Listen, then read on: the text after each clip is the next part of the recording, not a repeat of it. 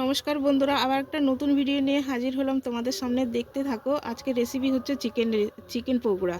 তো এই চিকেন পকোড়ার জন্য লাগবে, এখানে প্রথমত চিকেন রাখবে। আমি ছোট ছোট করে কেটে নিয়েছি।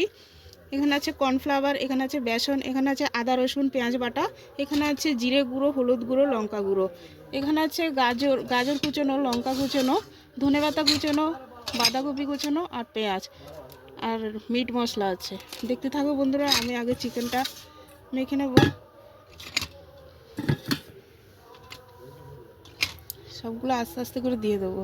প্রথমে বেসন দিয়ে দিলাম, তারপরে দিয়ে দেবো কর্নফ্লাওয়ার, তারপরে বাঁধাকপি কুচোনো, তারপরে ধনেপাতা কুচোনো, পেঁয়াজ কুচোনো দিয়ে দিলাম। একদম রেস্টুরেন্টের পদ্ধতিতে আজকে চিকেন পকোড়া বানাবো। তারপর দিচ্ছি গাজরটা কুচোনো, লঙ্কা কুচোনো দিয়ে দিলাম, এখানে মশলাগুলো দিয়ে দিলাম।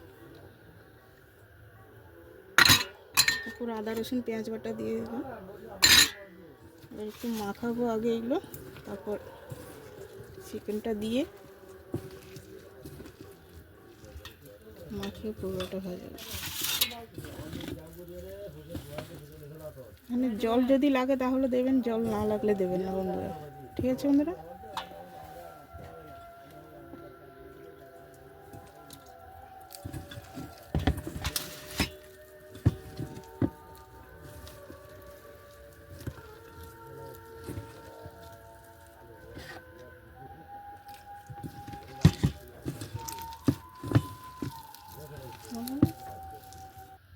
বন্ধুরা বেকিং পাউডার দিয়ে দেবে, একটু বেকিং পাউডার দিতে মনে নেই, বেকিং পাউডার দিয়ে দেবে মাখানোর সময়।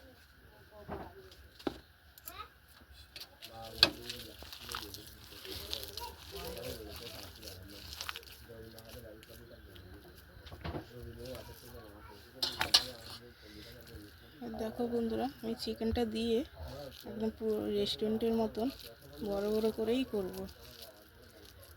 চিকেনটা একটু বড় করেই দেবো।